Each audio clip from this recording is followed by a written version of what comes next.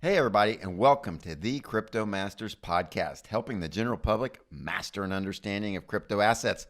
My name is Brian. And my name is Ross. And we are the Crypto Masters.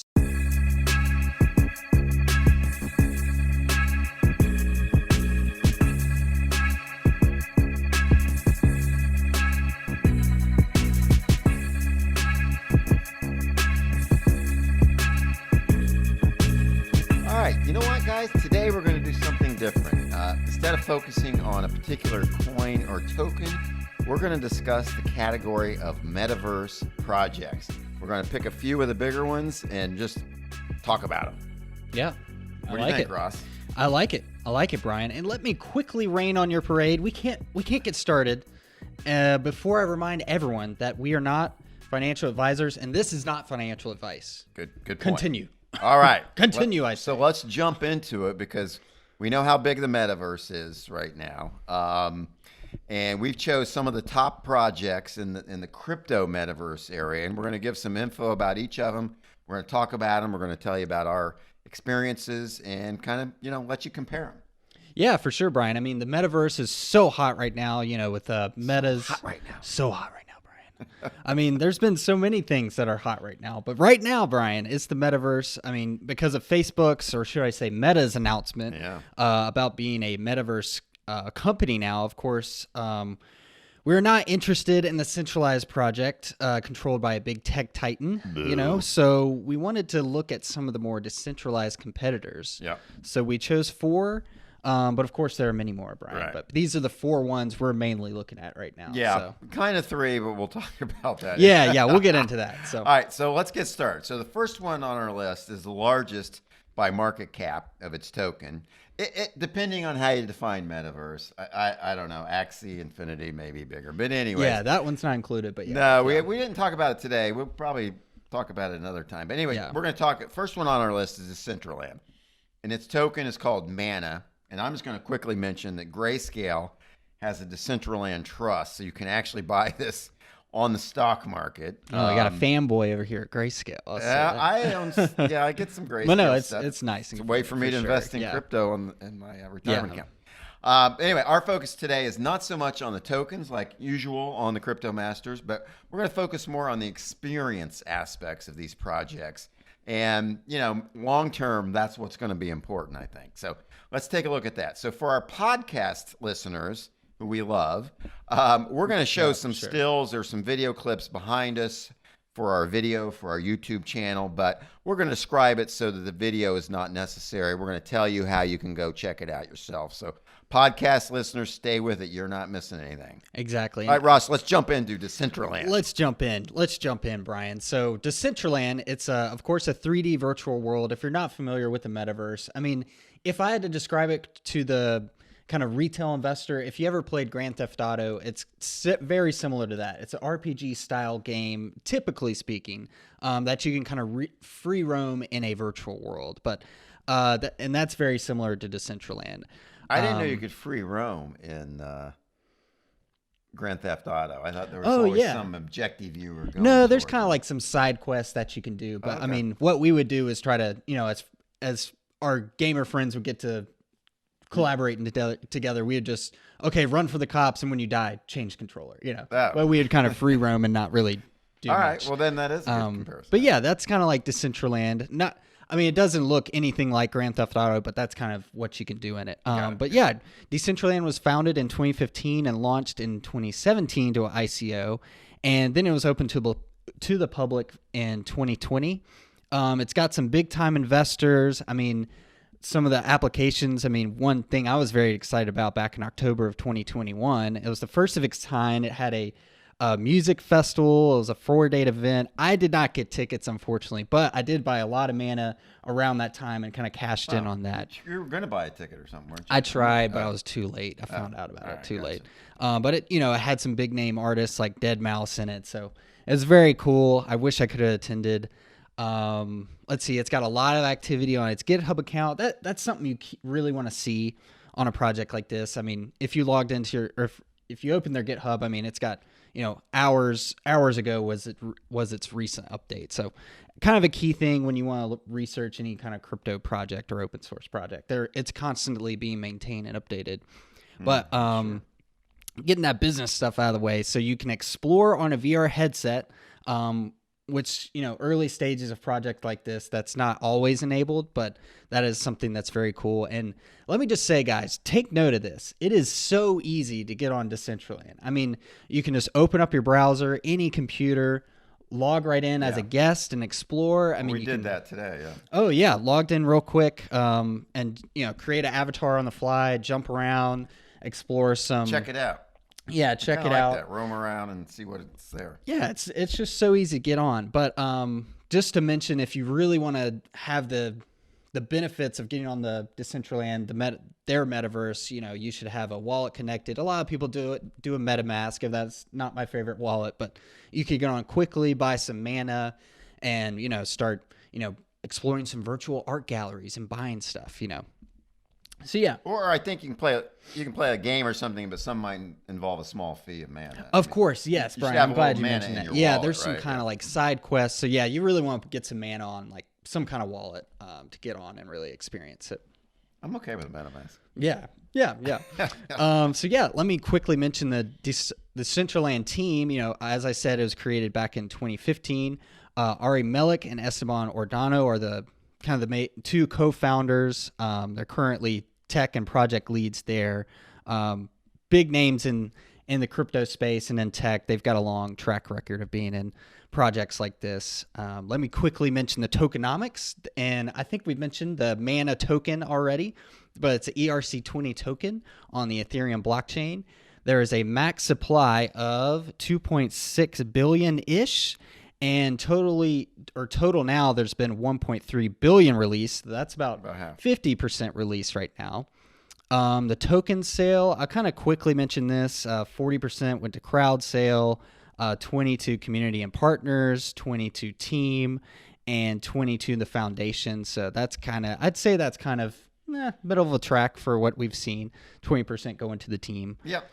And where to buy it? I mean, you can get this thing pretty easily. It's on Coinbase, eToro, Binance, stuff like that. And of course, in decentralized metaverse projects, you can buy land, people. That's freaking awesome.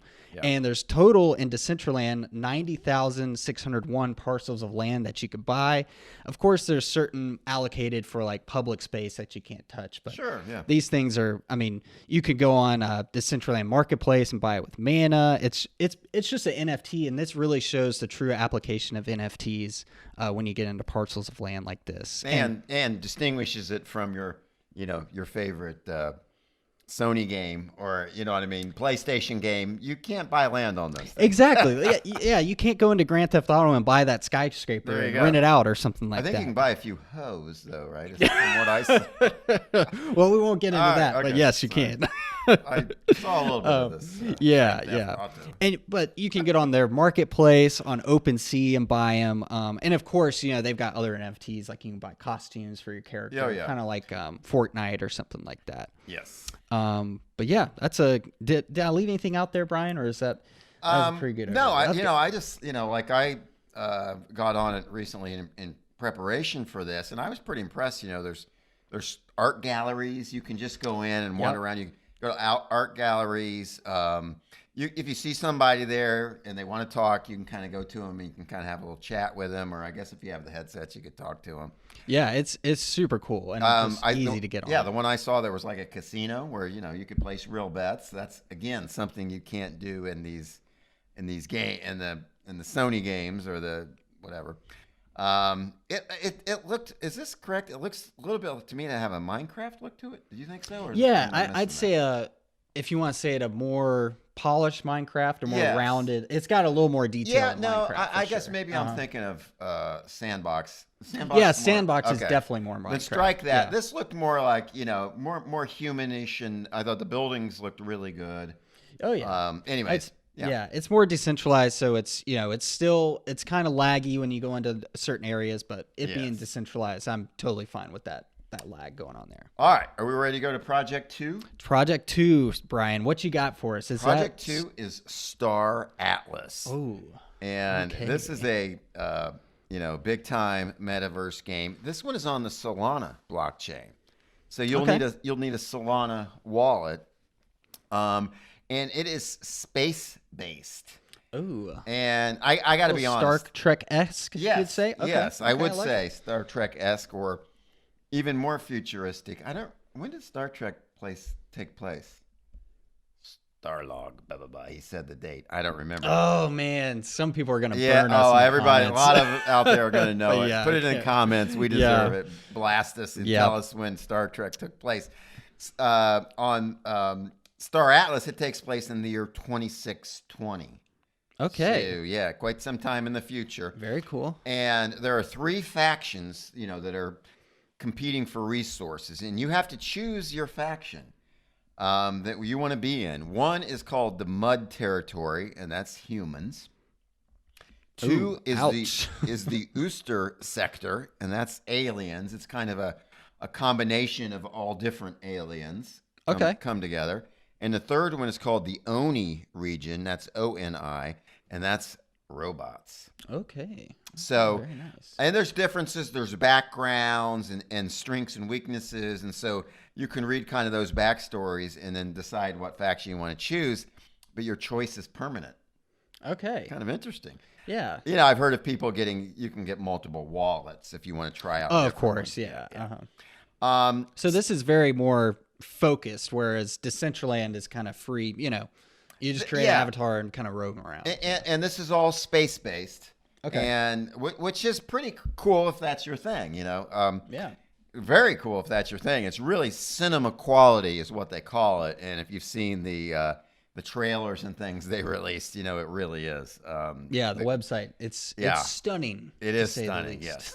So I think like in Decentraland, all of the assets are NFTs that are owned by the player. I mean, this is the big benefit for the crypto aspect, the decentralized aspect. You own the things you buy. They have video games where you buy, the skins and stuff, but you don't own them. You can't take them with you.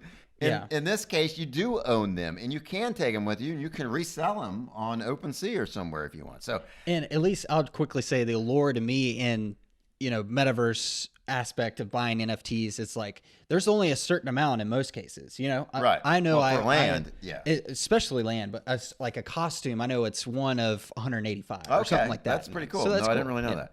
All right, so here's another very interesting aspect, I think, of Star Atlas is there's some zones. There are different zones. So it's like the further you go out into space, it gets different. So some zones, there's combat is allowed, but if you lose, your assets are respawned. But if you venture into deep space, you can get greater rewards. Like like I'm assuming and kind of I believe there's like mining that you can do, and so if you're in deep space and you're the first one there, boom, you're getting some easy pickings. But if there's combats allowed and you lose, it's a permanent loss of assets. I think you always respawn. The person or your character, your avatar will respawn, but you can lose all your stuff. Okay, kind of like space. Ready Player One. In a sense, yeah. It's a choice. If I don't want to lose my stuff, then don't go into deep space. Yeah. But hey, there's some stuff I want in deep space. Well, you're taking a chance. So that is very cool. You gotta love it. This sounds so cool. So there's 2 tokens in this game, in this metaverse. One is called Atlas, and that's your game currency. Has inflation, has burning. There's a total of 36 billion. Okay. There was private token sales of 22.5% and team of 5%. Rewards are reserved for 65% over a period of 8 years. So not too much at all, really, on the team side. And they're saving a lot of the rewards for the future, which is good. The other token is called Polis, Polis, and it's the DAO governance token. Okay. And there's only 360 million of them, so that's 1% as many as the Atlas. So they did the same breakdown on the distribution, but here there's 30% to the team. Okay. And the justification for that is, well, everything is kind of centralized at first until we get it going, which is true. Yeah. it doesn't necessarily mean they had to give 30% to the team. But anyways, do that. To me, that's a factor. You know me, I get bogged down on tokenomics. Well, Probably I guess, too much. If it's going to be a governance token at this early stage in the game, you kind of want the team voting on it. So I can see it in this instance. Right, but you could just put off voting, for a while. And I don't know. There's other ways you could do it. Yeah. But anyways, that's an individual choice. I personally think I get bogged down on tokenomics a little too much, but that's fine. No, I like that, Brian. I like that about just you. like so like you said on Decentraland, you can also use the VR headsets on this, which is very cool. You want to be immersed in it. That's a key feature, I gotta say, for any Metaverse project. Right. So here's kind of the downside or the thing you really need to know. We're early. It's very early in this project. You can even I think now you can even buy spaceships, but you can't do anything with them. Okay. And they're somewhat expensive in real dollars. I mean, I saw a range of $20, which was probably if you're buying the first spaceship, up to thousands of dollars. Okay. So I did see that we're doing this podcast. I mean, you don't mind if we date. It's November 21 of 2021. Mm-hmm. They've announced that the mini game, they're calling it a mini game, is coming out in December. Okay. So I think then maybe you'll get to use your spaceships for the first time and do some pretty basic things. I watched some videos on this and it looked like, oh, this is pretty basic, but hey, it's a start. Yeah. The second phase, then the VR is going to be activated and then you can interact with others. And then there's going to be the full launch. So one thing to know about this, it has not launched. It's not like as far as Decentraland, you can't get on there and play around as of today. So bear that in mind. All right, take us to the third one, Ross, the Sandbox. Okay, Sandbox. Okay, big bit boy backing here, I'll just say before I start. But Sandbox Overview, another decentralized 3D virtual world. Of course, more blocky than the Decentraland we kind of talked about. Got a more Minecraft feel. Definitely from the, obviously this one isn't launched yet if you've kind of done some research before, but from some of the screenshots, it definitely looks like a Minecraft type world. It did to me, yeah. This was created back in August 2018. It's currently running centrally on Pixel Owl servers, and that's kind of the parent company. It's kind of a game development company. I'll get into that a little more in a second, but even though it's running centrally on these, on these servers, there's, they say there's no centralized control over trading of goods, so users own land on Sandbox and can kind of trade, of course, various items. Like now you can buy characters on their marketplace in preparation for the full launch. Quickly mentioning the Sandbox team, we've got Arthur Madrid. He's also the CEO of Pixel Owl, that mobile games company that launched Sandbox.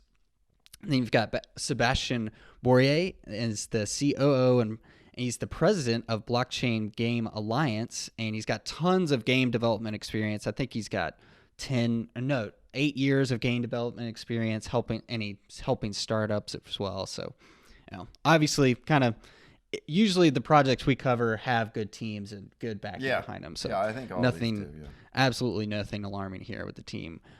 Sandbox partners. Now we've got some big ones for Sandbox. I kind of don't want to brush over these. We've got The Walking Dead has some big plots of land in there. Snoop Dogg is in the Sandbox. Care Bears are partnering. Yay. I know I had to mention that for Brian.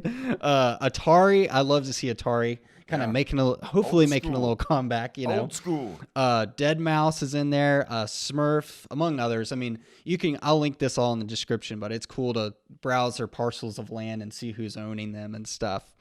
Quickly mention the tokenomics of Sandbox, their Sand token. It's ERC20 token. There's 3 billion tokens out now, 3 billion tokens total, and then about 892 million out in circulation. So that's about 30% in circulation. And then, of course, talking about the parcels of land, and they're called lands in Sandbox. There's a total supply of 166 parcels. 166,000. I cannot read these numbers today, Brian. Thank you. 166,000 parcels out now. And they've, of course, it's kind of like Decentraland. They got some reserve, 15%. Man, total are allocated to Forum Reserve, and these are for partners, creators, and as rewards for active gamers. And then 10% will be owned by the team, and these are of course held for events and community stuff and promotions held by the team. So yeah, that's kind of about the parcels. Again, this project isn't live yet. It's kind of on. I don't even think it's on alpha yet, but it's on a closed release right now, and they're hoping to kind of slowly release it down the road. Where to buy this when you can get it on a lot of exchanges. It's not on Coinbase yet, but surprisingly on Gemini, which I typically see the opposite. It's on Coinbase and then Gemini because those Winklevi twin. The Winklevi are very selective about what they put on there. And then just to quickly mention, I don't know if we've mentioned this, but how much parcels of land are going for on projects like this. But you can get this on OpenSea, and they say the floor is about 1 ETH. But when you click on these parcels, Brian, I mean, the top bids are at, like, I didn't see one under about 4 ETH. Ooh, I mean, it's almost like land in the real world right now. Wow, and there's some that are going for much, much more, of course. Wow. And of course it depends on where the parcels are in all these games. Like if you're near a community center, or let's say next where to you Snoop. Spawned, or they depend on where they are. Like near Snoop Dogg's plot. I mean, that's a hot ticket right now, is being next to Snoop Dogg and stuff. You might get some smells coming from there. Oh, might be a little greenery smells going on from Snoop. But yeah, I think that's a good synopsis of Sandbox. Okay. There. I wanted to add a couple things on the Sandbox. It's got, I think you said, like a ton of investments, like venture capital investors. SoftBank invested recently $93 million. And it's owned by, a fun fact here, Russ, it started as a mobile game in 2011. Uh-huh. All right. Didn't know if you knew that. And it's owned by Animoca, which is a video game company, but it has the Sandbox as its subsidiary. So I don't know. Those just trigger some red flags to look further into, how centralized is this? But maybe I'll talk more about that on Final Thoughts. No, I'll say briefly. It feels more like a central big tech company project, So, there's a little bit of that, I think, with Star Atlas as well. But the good things from those is you get a really quality product. I mean, at least from what I'm seeing on the Star Atlas, the cinema quality is really cool. Yeah. So it's probably the same with Sandbox. All right. So the fourth one that we had, and I'm going to take full responsibility for this, is Ethverse, because Ethverse had been around for a long time. I had my gaming consultant Connor look at it, about a year ago, and his point to me was, that this is just a copy of. What was it a copy of? Minecraft. Minecraft, yes, and it was like openly just a copy of Minecraft, but we're gonna put it on the blockchain, and I think let you have some ownership through the NFTs. But when we started preparing for this, I learned that Ethverse is gone with the wind. Yep. It is now called Merkle Network, and you go to the website and it says, we've ceased gaming operations. They're converting into kind of an interoperability thing called Merkle Network. I think your tokens, the Ethverse tokens that you bought could exchange 1-for-1 with the Merkle token. But it is not a Metaverse project anymore. So I don't know what happened with people who bought land. If I think they were selling land plots. I don't know what happened with that. But anyway, maybe somebody who knows can tell us in the comments down below. But anyway, so Ethverse is gone. Maybe that's a cautionary tale. I don't know. Anyways, Ross, what do you think? You want to do some final thoughts on our Metaverse summary of these three that we've talked about? For sure, Brian. I'm rearing to go. What do you think? So me first? Yeah, or do you want me to go? I don't care. Yeah, I'll go ahead. I think after looking at especially these four, I know there's others, but I could safely say these are kind of the top 4 a lot of people are talking about right now, or at least I'll say the top 3. Yeah. I think there's a clear winner in my opinion. Ooh. A clear winner, and that's Decentraland. It's been out for a while. It's open now. I can go and play with it and have my hands on it. Yeah. I can get mana and go on and do and explore. I am, however, not to discredit Sandbox in a way, I'm very excited about Sandbox. And just like, I'll tell you right now, I'm getting on Sandbox whenever I'm able to, and getting on the Walking Dead series. I mean, I used to play a little, kind of like a walkthrough game of The Walking Dead. Not zombies. It was kind of like a zombie game on Xbox, and I just love The Walking Dead and zombies. So I can't wait to get on there and do like quests and stuff. Yeah. Go explore Snoop Dogg's world. I mean, I'm very excited about that. But man, Decentraland, it's out now. It's ready to go. It's more decentralized, and even though it's got that lag to it, when you go into like a new kind of space, it takes a little while to render all the buildings to load. As a crypto enthusiast, I love that I have the peace of mind that it's more decentralized than a project like Sandbox, and it's not your traditional big tech. Yeah. I love it. Yeah. I really like it a lot. So all right, that's well, I am going to agree with you. Of the 3, I would choose to participate. I think more in Decentraland because it looks to me like you can go in there and kind of do what you want. Mm-hmm. And here's a bet I'm going to make you, Ross. I will bet you that if it's not there now, that soon there will be a game in Decentraland where you can go in and fight zombies. Okay. Now, I agree it doesn't have the brand probably of The Walking Dead, so that's cool for the Sandbox. But anyways, that's kind of the thing about Decentraland and people can build those. You can build your own game and put it on there and charge mana, and I don't know specifics of how that work. But that'll be cool. And if there's a need for a zombie game, it'll be on there. So I think that's cool.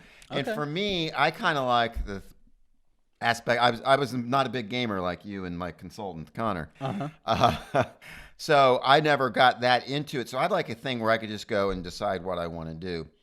And it's sort of ready to go now. I don't think it's as busy as it will be, and then it'll be more fun, more to do. But I think right now it's good to go.